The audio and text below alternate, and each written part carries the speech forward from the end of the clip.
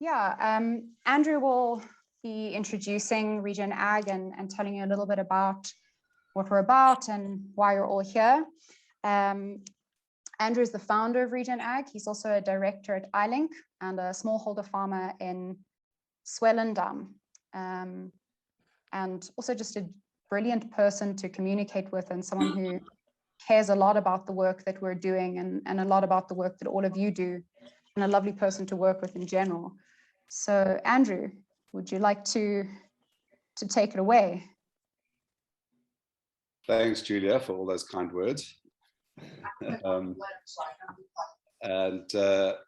Thank you, everybody, for giving of your time this evening and for being part of this, our first regenerative harvest.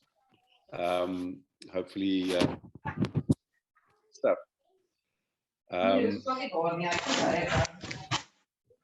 Bertie.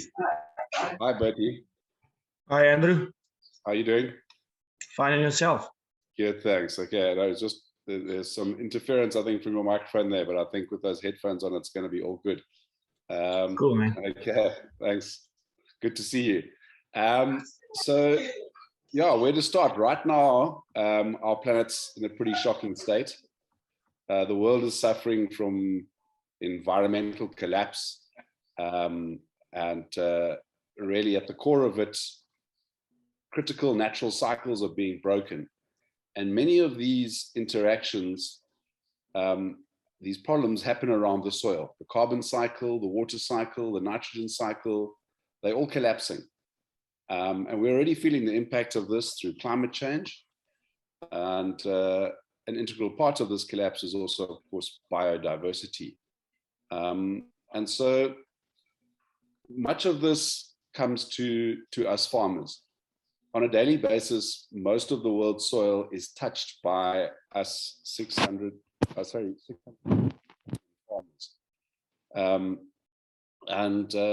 In those millions of hands really lies the ability to make or break our situation. And it is crucial that we set about and we work hard at changing the way that we interact with the Earth's soil. We want to interact in a way that realizes that we are part of a giant ecosystem and that our soil that we touch with our hands has many more functions than just growing food. I founded the Regenerative Agriculture Association of South Africa in order to create a community amongst regenerative people in Southern Africa, and to work out where we need to focus our efforts in order to advance regenerative agriculture, regenerative farming here in Southern Africa. In my work with regenerative agriculture, I have lots of conversations with various people, and many of those people are not regenerative farmers. They are people who I come across through other channels, people involved in agriculture, and I try to have regenerative conversations with them. And so often I hear that, yes, so-and-so in our district, he did it and it doesn't work. He tried no-till and it failed. He tried high-density grazing and it failed. And as is often the situation, those who have tried and failed are speaking out loudly about it. They're kind of like people who have left South Africa to go live in other parts of the world, and they have to repeatedly justify why they left South Africa. I've also recently spent a lot of time talking about holistic grazing. I've been quite a lot in the Karoo lately. And one of the currents that I encountered there while speaking to practitioners is that it's all fine as long as we're doing the right thing, and eventually other people will come over to our side. So in this 3,000 kilometer research trip that I did through the Karoo, I saw some fairly horrific sights of a countryside that has had 7 years of drought and is in a pretty shocking state. And I'm afraid I don't think we have that time to sit around and wait for everyone to come on over to our side. And these islands of good farming that we have scattered across our countryside, scattered across an environment like the Karoo, they're going to get swallowed by the advancing desert, just like the neighboring lands that are poorly farmed adjacent to them. We aren't islands. We cannot be islands in this game. Carbon and water, they know no boundaries. We have to spread our regenerative story. So the transition from conventional to regenerative farming can be very difficult. And we need to work out how to help people who are thinking of making this transition. They cannot merely be led by YouTube success stories that don't explain the stresses and trial and error that got those success stories to happen. And we cannot have those who have failed because of a lack of support talking louder than those who have succeeded. We need to make a collection of experiences and best practice and make that collection readily available. The experiences, of course, need to include the bruises along the way. And with this, we need to create a knowledge base. And then we need to build pathways for people through that knowledge base, pathways to regeneration, so that when people start to look for answers, they are out there, they are available, and they have a greater chance of success. So what we're trying to do here is not about creating a definition for regenerative agriculture. There are lots of people trying to do that all over the world, and most of them are not succeeding. What we're trying to do is a harvest. We're trying to harvest regenerative practices that are working in Southern Africa. And through that harvest, we wish to create a knowledge commons, a commons that people will have access to. And I hope that tonight we can have the first of many successful such harvests. So just to start off, thank you all for your time. And thank you so much to Julia for all your incredible work in putting all of this together. It's going to be very exciting. So thank you all.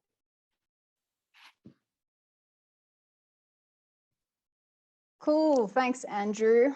So yeah, I think just to summarize what Andrew said, we're kind of at a turning point where it's really, really important that on a much bigger scale, we begin to engage in regenerative ways of thinking about how we're producing food and how we're managing land. And that so many people are trying and failing to do it because we don't have enough really specific stories that can help to take people into more biodiverse ways of farming, less chemical intensive ways of farming. And we haven't really got a knowledge base that really helps people through the steps and through the transitions. You can we see a lot of success stories, and you can go and do Gabe Brown workshops that are all about this particular method, but we're not seeing the the years and years of practice that it takes to learn a piece of land, to learn what works on that. And the reason that we've gathered all of you here together is that you're all people who are involved in the regenerative agriculture community. You're all people who've contributed to it in a meaningful way. And we believe that together we could build a pretty good starting point or the beginning of a skeleton of what would make a regenerative agriculture knowledge commons successful in South Africa and in the South African context. What works? What are the non-negotiables? And then we can start to tack onto that some of the more fluid and adaptable spaces, because so often in the regenerative agriculture space, we speak about, it's highly specific, you're focused on, it's very site specific, but we also know that there are core principles, there are core philosophies, there are core practices, there are core processes that you have to be paying attention to if you really want to do this well. And so part of what we're aiming to get to tonight is to unearth some of those core principles, those core practices, those core processes. So I'm going to hop us into a breakout room about now.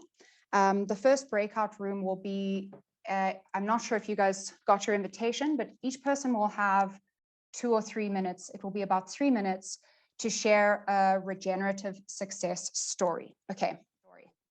What we're looking for is, what did you do? Why did you do it? And how did it work out? What did you do? How did you do it? And why did it work out? You'll have 3 minutes to talk on this. What I'll do is I'll send a little reminder at 3 minutes to promote a changeover. Please try and keep your input to those 3 minutes so that everybody gets a chance to share. In the time that you're not speaking, you'll have 3 minutes of speaking and about 9 minutes of listening. I really want to encourage everyone to keep ears open. I want you to listen to when each person speaks, keep yourself very open. We're not looking to critique what other people are doing. We're not looking to comment on what other people are doing. We're looking to absorb it. What are they doing? Why are they doing it? And how are they doing it? And then you can sit and think, what is similar to what I've done? What's different to what I've done? What's something that I think is really important that I maybe haven't tried yet? What's something that I think is absolutely essential? Is there anything that every single person is talking about that is coming up in the same groups over and over? Is there anything that I've tried that's worked for them that isn't working for me? So really just keep yourself open, absorb and take in as much as you can from other people's stories and other people's experiences, because we're going to bring that information back together. We're going to debrief it, and then we're going to go in the second breakout room into a larger group where as in your groups, you're going to start extracting those core principles, those philosophies, and those processes. So when you're listening, share those principles and those philosophies. Maybe it's something like closed looping. Maybe it's a specific practice like cover cropping. Maybe it's a broad principle like biodiversity. Maybe it's a process like the nitrogen cycle. Take a listen and start thinking about those processes, those practices, those philosophies, those principles, and absorb them, because when we go into our second breakout group, we're going to formulate those more succinctly. And then what we'll do right at the end is we'll see what's common, and we'll start to map those out in a sort of, not a hierarchy, but to create a bigger picture of it. So I'm going. How was that for you guys?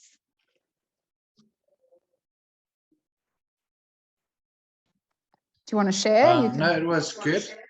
Yeah. Okay. No, it was good. It was interesting. I didn't have much to add as I am new to this whole thing, but the industry I'm in is, I think, a little bit different to the other guys, which has livestock or crops that they can rotate.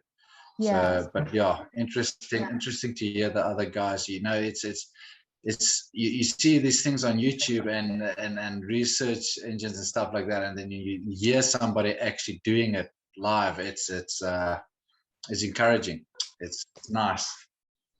Yeah, that's great. We really wanted to kind of have quite a, people who are practicing different things and bringing different things to the table. I think it's really beneficial to, and there are many people here who are approaching regenerative from different perspectives. For some people, it's very environmentally minded. For some people, the shift was entirely an economic imperative, that the conventional way just wasn't working anymore, and they were saving a lot of money doing a shift over. For some people, it's very socially, it's very much about social responsibility. So different people end up in the space for different reasons. And we really wanted, and the people who are here are all involved in, slightly different aspects of regenerative farming. So we wanted to bring that together in a space and share some diverse opinions. Does anybody else have a share that they'd like to? Unfortunately for me, I can't be in these rooms while it's happening. So I just get to sit here with bated breath, hoping that some interesting things went down and no fights broke out. Does anybody would anybody like to tell me about their experience, or maybe something that they've learned? Please don't be shy. I'll share something with you guys. Sorry. Now, I've just said to the guys in my group that I come from a conservation agriculture background, and we've seen the value of the principles of crop rotation, no-till, everything in terms of our water management on soil, the way where carbon is slowly building. But we've taken the next steps now in introducing cover crops. And we stopped spraying insects. Fully, the whole farm hasn't been sprayed in 3 years. And what we notice now is that suddenly predatory insect birds basically is coming back to the farm. We only had seed eaters on the farm. That's coming back as well. So I don't know how they know that we're not spraying anymore, but yeah, they're returning, and we hopefully next year we'll actually do make effort in taking pictures of all the birds that's coming back. We're also planning some eco sites in between the trials where we're going to put up owl houses and bee nests and indigenous flowers and trees and stuff, and hopefully that will take us through the next level as well. We also are reducing our carbon footprint in terms of our fertilizers. We just started harvesting this week, and the wheat is so far is over 4 tons on average, and on only 25 kilograms of applied nitrogen in total. So we slowly but surely pushing it down and down and down each year. It's an incredible input, and I really think it's one of the important things that we've realized is that the progress towards regenerative is iterative. It takes time, and it takes practice, and it takes trial and error, and the benefits of it are often unexpected. The fact that you're seeing a great boom in biodiversity is a really incredible, really incredible sign. So thanks for sharing, Han. Does anybody else have a share about maybe how they experience a breakout room or anything that's come up for them? Or don't be shy. Yes. We've got time for one more. Okay, I'll shoot. I will represent the 3 people that was in my group, and there was a few things that stood out really strongly. So the first was biodiversity.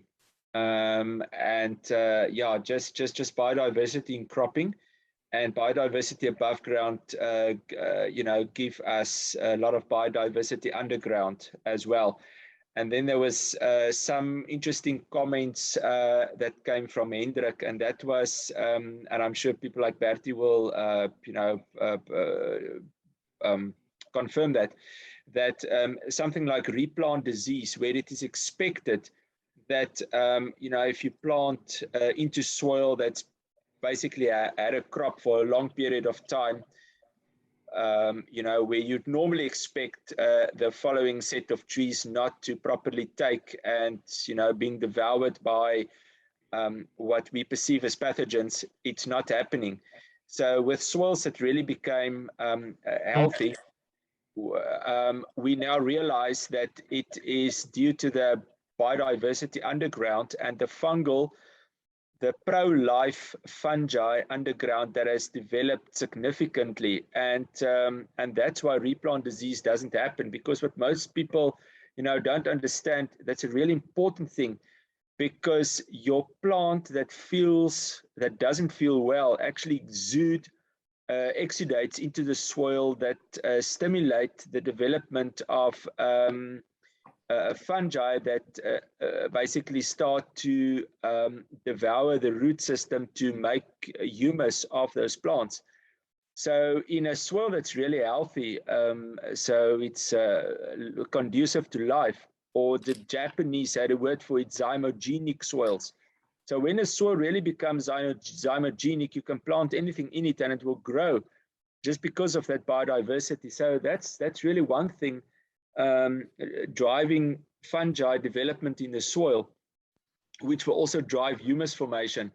And then, yeah, so that was the big things that came out: biodiversity, and then proper fungal activity in the soil. Yeah, and then the other thing that stood out was pack out quality, so fruit quality. And then with that, quite unexpectedly, was yield increases as well. I mean, that's like music in the ears. So, and then I asked a question for the group: why do you think, doesn't it take in agriculture in general? And I mean, I didn't have feedback from the whole group, but unanimously, it was basically the little word risk. So most people aren't willing to take the chance. So later on, we may elaborate a little bit, how to mitigate risk. I'm just going to keep quiet for the moment. Thanks for that, Fritz. I think, yeah, biodiversity is huge. And at the risk of becoming a little bit esoteric, I think it is such an important principle around which we need to formulate ourselves, that there is so much resilience in bringing diverse inputs into a space. And it tends to cultivate things in an invisible way. The activity that's happening in the soil is not something that we can see with our eyes at first, but it tends to build in this slow and incredible way. And it creates an increase in quality of the produce that you're producing. Many people here will have stories of the increase in quality of the experiences of the people who work with the land and people who work in the communities that work with the land. And so there is something about, if we think about the definition of the word regenerative, it's the ability to continue generating. It's the ability to continue giving, to always have energy. And I think so many of our practices, not just in farming, but in our lives, are extraordinarily depleting in many, many ways. And I think a lot of the regenerative approach is something that, not just on the practical level, but on the environmental level, on the interpersonal level, should be something that is giving and generating. And hopefully with the development of the right kind of knowledge basis and the right kind of tools to access that knowledge base and the right kind of means of sharing, sessions like this where we're all, it's not one person disseminating knowledge, there's a cross-pollination and a transfer. Hopefully that can also help to build greater cohesiveness in our communities as well as with the way that we work with land. So I'm going to take us into the next breakout session now. This session will be about 20 minutes. And as I mentioned before, many of us are in this for different reasons. There are environmental reasons, there are practical, economic reasons, and there are social responsibility reasons that we're involved in regenerative agriculture. And underlying all of those motives, we're looking for a common ground. We're looking for what makes regenerative agriculture in South Africa work. What are the practices that people are using? They can be specific practices like reduced tillage or building fungal biodiversity through the addition of specific techniques or additives. They can be processes like tapping into the water cycle and managing our water better. And they can be principles or philosophies like biodiversity. So what I'm going to do is I'm going to break us out into bigger groups. This session will run for about 20 minutes. We're about 4 minutes over time. 5 minutes over time. So we'll run it for about 20 minutes. And I'm going to encourage everyone to share. We're looking for, what do you have in common with the other people in the group? What did you find that was different? What do you think is important? If we were to build a knowledge base, if we were to begin addressing regenerative agriculture in South Africa at a national level or even at a multinational level, what are the non-negotiables that underlie successful regenerative agriculture? Those of you who need to leave now, you can. It's always just really nice to have everybody putting in. And I'd really like, if it's possible, for everybody to put what they've learned in and put their shares in. It's always valuable to reinforce for yourself what you're picking up, and your contribution is valid. That's why you've been invited here today. If you guys don't mind, I've got an answer before we go ahead. Oh, question before we go ahead. Sure. Are we now focusing on practical implementations of principles, or are we focusing on the way forward and how to create sort of a carrier moving forward? Just for clarity. So I wouldn't say that we have to think about solving everything now. Most of what we are hoping to get out of that is a summary of the processes and the principles and the practices. And then if people are up for it, what we can do is we can begin to coordinate maybe a monthly meeting like this, where we can start to talk about the way forward, or we can start to dissect specific pieces. We have a number of connections that are slowly growing around building a knowledge commons and building something that's accessible, and how do we create something that's multi-structured. At this point, it's sort of like, what do we teach? What are the principles that are really important to pass on to people? What are the processes that are really important to unearth and share? So, for example, Andrew and I spoke a lot about because we were outside in the room alone. I moved Andrew, and then he didn't get into the room that he was supposed to be in. But we spoke about the importance of sharing, and how it doesn't matter what level people are at. You know, you can have a really large scale farmer or a really small scale farmer, that there's a need for an exchange of information. So part of that is a central principle of regenerative agriculture. We spoke about the idea that you're not an island, and so ecosystems thinking and thinking in relation to others and thinking about connection is a part of that. We spoke about feeding the soil and how we have to shift a focus away from feeding the plant to feeding the soil, so that the soil can feed the plant. And so these were just some of the ideas that we discussed. So I would break that down into a big bracket for soil, and then I would attach to that feeding and biology, and then maybe there would be specific principles that come out of that, like cover cropping. So I think at this point, let's just discuss, and what I'll do is I'll chukada while I write it down and break it up. Does that elaborate for everybody? Yeah? Yes. Yes. Cool. Julia? Cool. Thumbs up. Great. Awesome. So I don't know if you can, I mean, you can watch while I do it, but I'd love it if everyone, you know, you can take a turn, maybe put hands up, and then Andrew, you can have a view at whose hands are up. Do you guys know how to use the hands up function? Let's go. Come, who's going to be first? Tell us what happened in your room, so because we missed it all. Since everybody's quiet, I will jump in. In our room, we listed the core principles like soil health, water use efficiency, biodiversity, nutrient density, and actually told ourselves that we need to maybe focus on that, and we actually focused on totally different principles, because those principles are already known by everybody. And could you we actually focused principles again, please, Hendrik?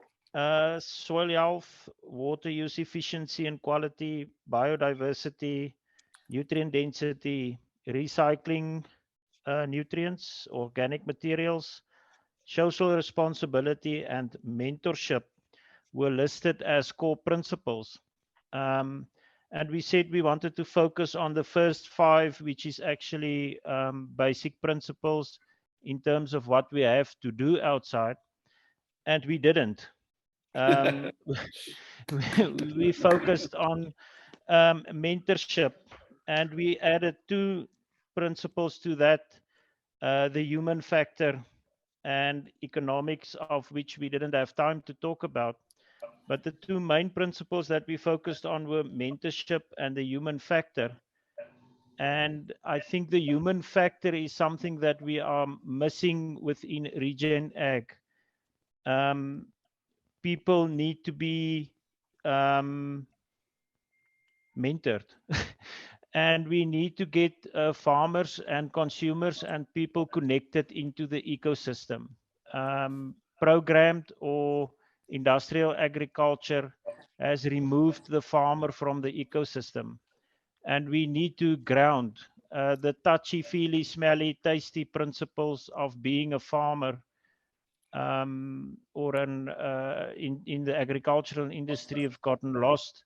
And I think we will get a lot more traction into the industry if we can get farmers back into the ecosystem and being part of the whole ecosystem. We've lost touch with what's going on out there.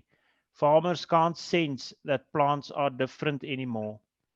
You know, we being involved within cover crops, I can walk into the orchard and I can feel that it is different. If you look at it scientifically, we tell one another there's no difference because we can't measure it. And that is the type of connection into the ecosystem that I'm referring to here.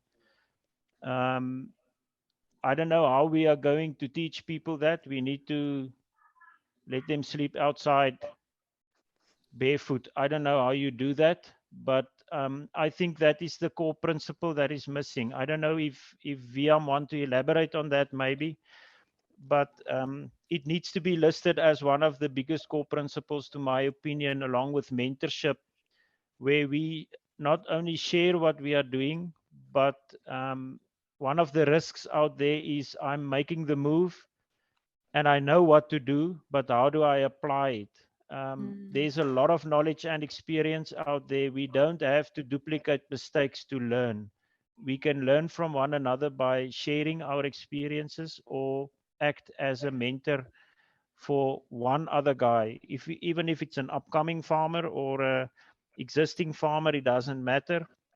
Mentorship towards children and consumers were also listed under that principle. And I really think that is the place to start to make the difference, is with young people before they even enter into the agricultural industry. Because once you are settled into what you're doing, it is very difficult to make a change. But if we can put down that core principle within the younger generation, it can make a huge difference. Thanks so much, Hendrik. Yeah, I mean, so much of what you say there, and I look at the last thing of share the experience, and what we need, what I think is missing from the online experience of regenerative agriculture is the bad experiences. And you know, the example that I give is, you know, there's so many people who I see who say, yeah, I've watched all Gabe Brown's videos. But if you can watch most of Gabe Brown's videos, you don't pick up that he spent 15 years trying to work out how cover crops worked. And in those 15 years, his soil organic matter didn't change. His carbon didn't go up. And finally, he got it right. And I think that 15 years is one of the most important pieces of the sharing that needs to happen. Because then the next guy comes along, and if in year 1 or year 2, he doesn't get his cover crops right, throws in the towel. I think it's something that Julia spoke to me about you, or you had said to her, and you mentioned it briefly, was that ecological literacy, that, you know, farmers that can read their land. And you know, I heard a farmer once saying on a blog, I mean, on a video interview, that, you know, if you said, yeah, I can feel that my cows aren't in good condition, most people wouldn't think you are mad.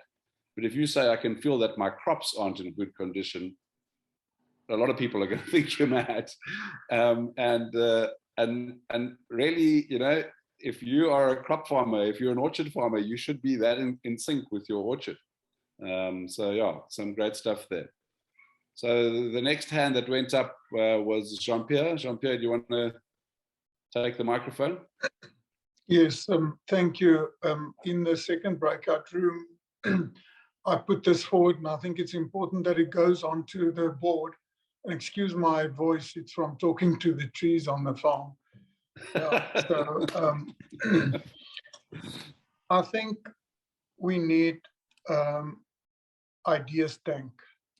I think that's important, where people can put ideas in, because as you stack ideas onto each other, something great happens, and solutions also comes past. I've got a lot of squirrels in my head with a lot of ideas that I would like to get out there and share, because I think it can be very helpful. And also there's a lot of cross-pollination when you put ideas out there. How important the IP is about, because of that ideas, I'm not too worried about that myself, but I think it can be used to further the group in a way, if IP comes into the question. But if everyone can put ideas in, you know, and the pot boils over, there's always some nice things that happens. So that's the one. The second one for me is, I really think we need to focus on a regenerative marketplace. And it's a marketplace for inputs and outputs. I think where we can, if I need GMO-free corn, I need to know who to go to. I'm now sitting here, I don't know where to buy maize for my chickens. So I think that would be very helpful, that there's a platform that we can work towards. Then the third thing for me, and I think Hendrik, Paul also spoke about it, is education.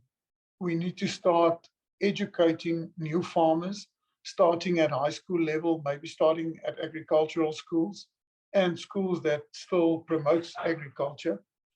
and then also education of the market, because the consumers need to understand regenerative agriculture.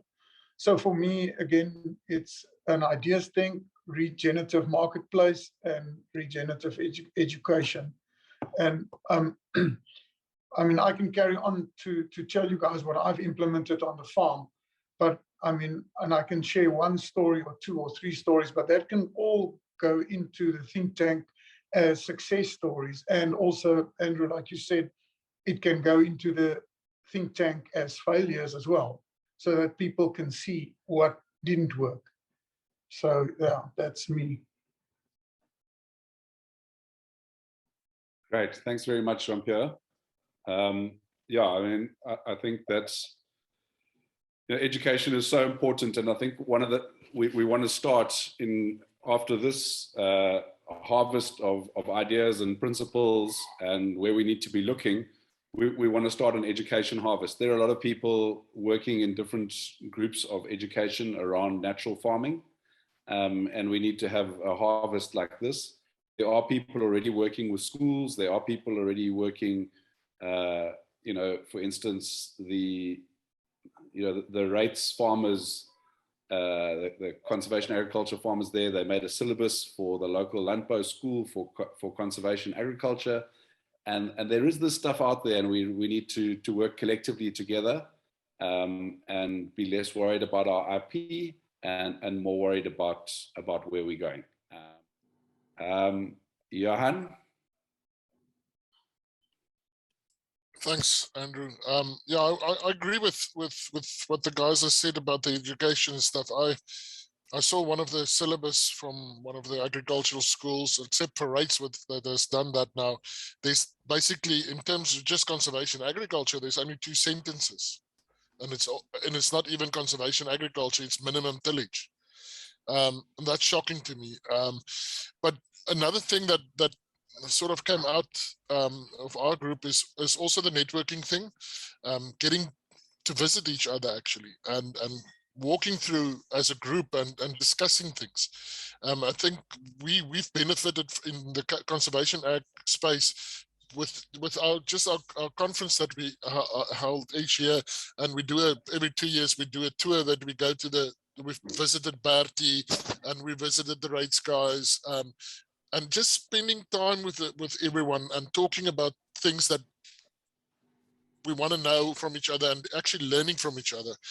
And another big problem I have, and I think we should, I don't know how we're going to address it, but you get a lot of the old, let's say the chemical companies now having their own biological arm. But in the end, I get the feeling that biological arm is just another way of making money, pushing their products that they are developing, instead of really looking at the principles.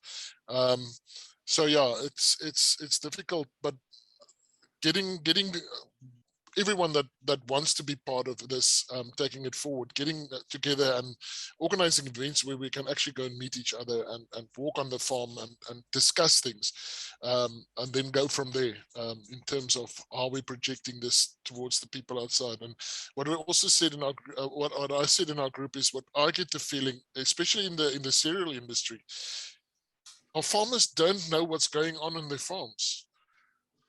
I mean, about 90% of the time, when the chemical rep or the fertilizer rep comes, the farmer isn't even on the farm. And the guy comes and writes everything and says, you need this and this and this. So we need a mindset that needs to change. And how we do that, I think, will play a big part in how successful this drive is.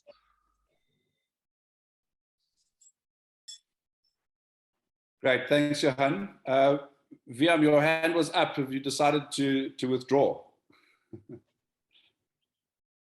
No, I can add. I was in the same group as Hendrik, so I would just like to expand a little bit.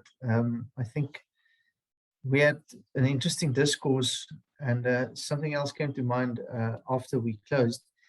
Basically, we said the principles and the challenges are the same in terms of the plant physiology and the soil and stuff, whether you work on tomatoes or maize or fruit or whatever. Those things are quite similar, but the biggest binding factor is actually the shared inspiration value. You know, that's why we're all here online tonight. Is we're sharing an inspiration, and I think that's what brings the regenerative agriculture community together. So it's great to have a community of practice like this, of like-minded people, and I think it's probably something that's gonna give it energy and take it to long lengths. Is that shared inspiration value? It's something you can't capture. I mean, you know, if you want to farm and get rich, you can do that quickly and get a strandhuis, and you know, if what happens after we die, we don't care about. But we have a shared inspiration that's a long-term thing, and I think we should leverage that, because the chemical companies and all the other ways, they don't have that, and that connects all people around the world, whether you're farming in America or Australia or South Africa or whatever. And out of that, we actually, beyond the regenerative practices of the soil and the plant and the water, we also need these regenerative human aspects, regenerative learning, regenerative mentorship, and then regenerative management structures to keep the farm running, because we've got these entrenched mechanistic management structures on many farms. Regenerative interactions with suppliers and customers, it was mentioned the marketplace earlier, and a safe and regenerative kind of humanity where the fear of risks and people's diverse hopes and dreams can be channeled into a shared inspiration value to bring about this long-term goal that I think brings us all together here on this platform tonight, and many other people also. So I just wanted to add that to Henrik's good summary. Okay, well, thanks very much, Willem. I mean, it really does come home that I just, as I said in the beginning, did a 3,000-kilometer tour of the Karoo, interviewing farmers. And one of the things we're interviewing about them about is continued self-development and learning, and also in terms of mentorship of their staff, and anything that was happening in the last year on their farm. And basically, none of the farmers we organized had anything where they, in fact, one farmer had been using some YouTube things to educate his staff. And other than that, none of the farmers said anything where they had enrolled in a course to learn anything new in the last 365 days. So yeah, I mean, I think this is something that, you know, we need to get out there, and mentorship is a major part of it. And another thing to think about as we go forward is, you know, we really, if we want to grow this, I believe that it is essential to the future existence of the human race on the planet. So for me, I really want to drive this, and I really want to grow it. And you know, we're going to have to do internships and get more and more people to understand what is happening and to be able to do this on farms. And so, as Johan was saying, people need to visit farms, and we need to have internships, and we need to create great community. Yeah, thank you. Shane, I see your hand there, but before we go, I don't like doing this sort of thing because I'm not big into putting pressure on people, but could we have one of the ladies commenting? It's becoming very male-dominated conversation here.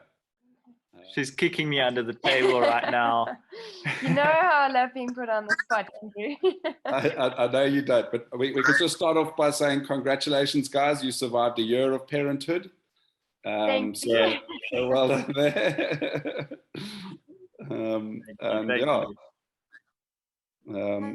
Anything to add? But I think there's a common theme of relationships and connection and working together, networking, that seems to be coming through quite strongly, and that's something to explore, the human aspect. I think the human aspect, and you know, if you look at the sort of an extended definition of regenerative agriculture, taking it away from being purely soil focused, that human community aspect is a very important part of it. Mm. Thank you. I think if I was gonna say something from the women's side,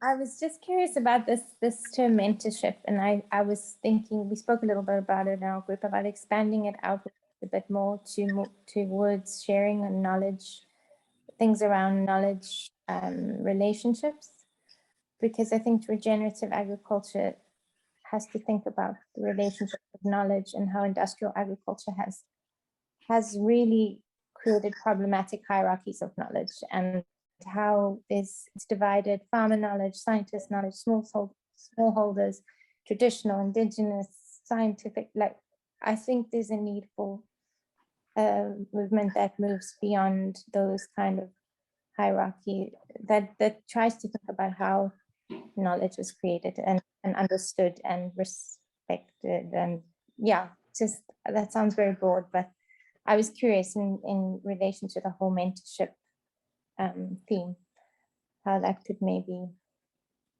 be linked somehow. Yeah, great. I mean, I think it's, one of the things is in the industrial system of agriculture is everything is behind an IP. If you don't have an IP and you haven't patented it, well, then you're nobody. And that just leads to this very nasty situation that we find ourselves in. And one of the things that's always attracted me to the regenerative world is that people are much more sharing and more eager to say how they solved their problem with, coddling moth or whatever it was. Yeah, that's something we need to keep in mind and keep growing. Mm-hmm. Thanks, Maya. Okay, Shane, over to you.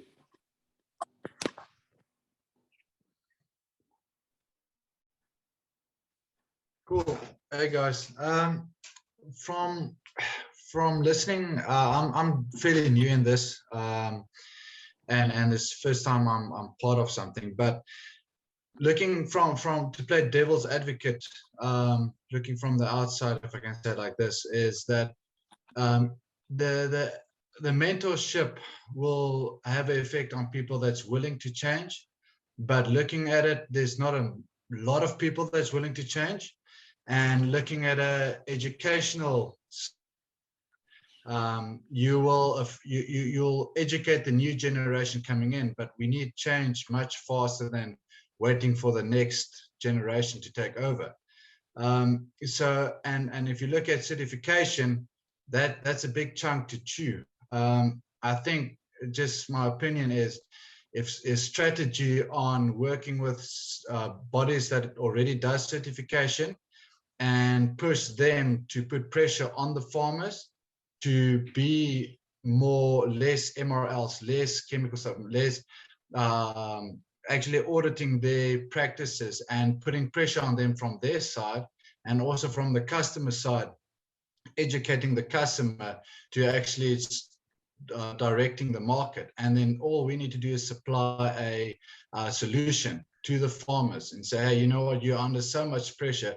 You know what, here's the answer. Because there's so many farmers in a comfortable position, they just order their food, their chems, they have a program that they run each year on the same date, and they're comfortable. And to get them out of that, because this whole cover crop thing, ratios, all of this seems to be more work and more management, which becomes deterrent, if I can say it like that. So it's basically applying pressure from all angles to get guys moving and uncomfortable to make the change. Yeah, if I can add to this, I think we're super aware that there are a lot of challenges. I think all of us here are aware that there are a lot of challenges. And so I think that there reaches a point where we're more capable of dealing with challenges when we're aware of what the strengths are and what the things are that are going to support us to build a movement towards regenerative agriculture. And so I think that's let's keep the conversation in the space of what's positive, what's helpful, what works, what we need, what's useful, rather than finding challenges, because we'll be here all day finding challenges. And I think it would be nice to keep tonight about solutions rather than challenges. Okay, great. Thank you. Jean-Pierre. I'm sorry, I'm just going to jump back to the certification, and I want to just say one thing. No problem. And that is, I think if we use in future, if we can get the certification bodies to actually award positive points when somebody does the right practice. So you get a 0 for the regular practice, but a positive. That would maybe change people's minds to try and actually earn that positive to counter a negative and get them there faster. That's all. Nick. Thanks, Andrew. I'm from the finance industry, so I grew up on a farm until I was 12. A farm that was farmed conventionally next to the Vaal River, and we lost the farm while my dad literally worked himself to death, and we sold the farm and we had to come back to Cape Town. Wanted to. And I got back into, was introduced to RA, CA and RA about 2.5 years ago, and I hear all of the challenges, and two things I just want to comment. And what has happened is, I don't know if it was Shane that said that, but speaking about how the industry has become so fragmented, so industrialized, so everybody has their little job, and it suits the capitalist system. And I sit in the middle of the capitalist system. You know, that's where I operate as an asset manager. But we have to break that down slowly but surely. And to a large extent, money is going to be the answer. We often, and I think, if I say this now, Andrew, please don't become nauseous. I've said this so many times to you. But there's a saying, money makes the world go round, but it's also the root of many evils. So we have to be very responsible with the way that we deal with money in this ecosystem, because money has broken agriculture, like most other things. And if we're able to responsibly deal with money and get everybody their fair share, then we will have a lot more sustainability. So if we're able to, that's what we're trying to do from a finance perspective, to fund that conversion, because most farmers have been able to, as I think Shane, you also mentioned, they've been very comfortable. You know, it's all a recipe. They get it, they put it into the soil, but unfortunately, or maybe fortunately, we see that line over time, the farm just becomes less and less and less sustainable. And now with the price of fertilizer having gone up 60, 70, 80%, many farmers' eyes are popping open and they're saying, geez, but we can't go on like this. But then someone has to be able to fund that for them, fund that conversion. So both from a financial perspective to help carry that risk, there's almost too much of a risk and a responsibility to bear as a single individual. And then the whole portion about support, mentorship, training, because it's not a recipe. The bit that I know that I've seen the last 2.5 years on farms and dealing with farmers, it's not a recipe. It's a process. It's a constant learning process. And money will make it bearable to deal with that risk. So we are, from a Restore Africa Funds perspective, where I sit, we're really trying to get the world, because there's a big drive about ESG, the terms ESG for environmental, social, and governance, sustainability, all of these beautiful words, and the financing world has been taken by storm. Everybody now is an expert on ESG and on sustainable finance and climate finance and all of that. And it's all BS, it's all greenwashing. So, but we must use that to get the money to really responsibly then take that into the system and change, because that is what's going to change the system. If you look at the whole, I'm going to be done soon, Andrew. If you look at the whole value chain and the way that it's set up, it is there to leach out of the system.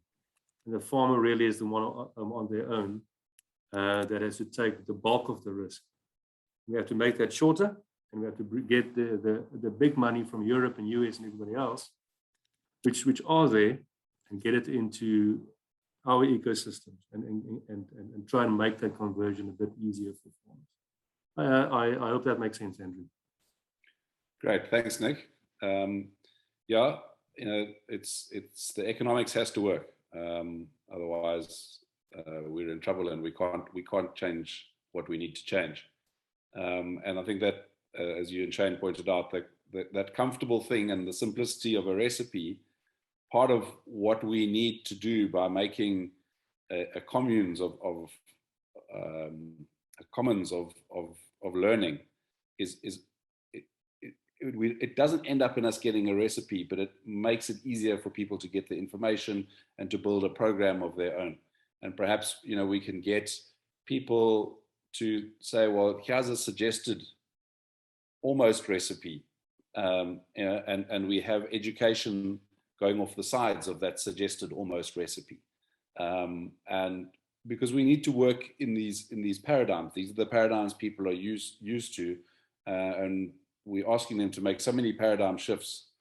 We have to create imitations of these paradigms. So lots of work in the education and mentorship and training department required.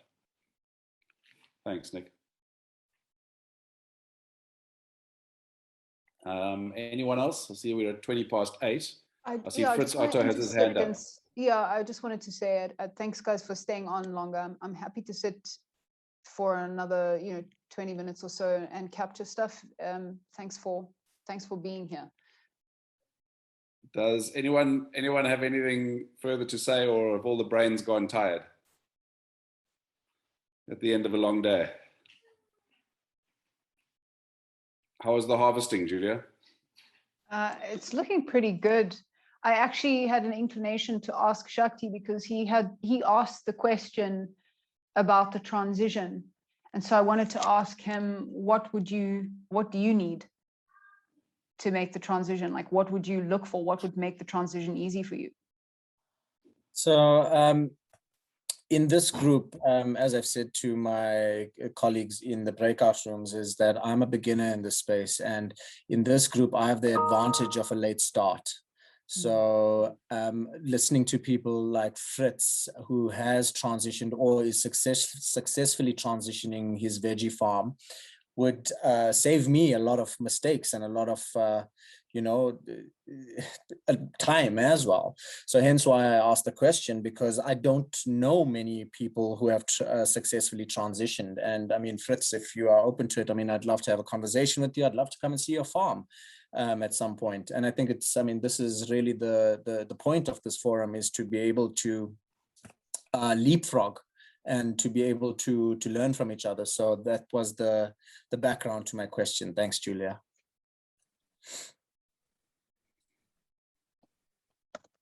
Thanks, Shakti. Caitlin or Andre? Hi again. There's something that just struck me earlier. You mentioned our 1-year-old, and I was going to just add that it's a hell of a lot easier raising a 1-year-old than a startup regenerative diversified farm. I could say that for sure. But I think the reason for that is that just with children, you just have this overwhelming sense of love and duty towards this being, and it's been really nice and refreshing to hear people sort of talking tonight about love in general, just not a sort of fluffy romantic love, but love for life, plants, insects, going and standing in amongst life on their farms, and that's been really great to hear. That it wasn't something I was expecting, but I think that's something I'm going to just take away from tonight's meeting, is to think about what it means to love a farm, and with that, everything becomes a lot easier. Everything just seems to everything just seems to become an instinctual reaction, that there's no reason sometimes behind what you want to do and why you want to do it. It's just, you feel it. And yeah, thank you for, I forgot the name of the guys who spoke about it, but thank you for just touching on that. Yeah, thanks, Andre. Very beautiful. And I think it's another powerful aspect of regenerative farmers is that farmers are getting to love their farms again and to love farming again. And that's so important. And that's what's going to bring future generations, or keep future generations in farming, and make it a lot more healthy and positive and vibrant place to be. Yeah, so thanks for picking up on that and pointing it out.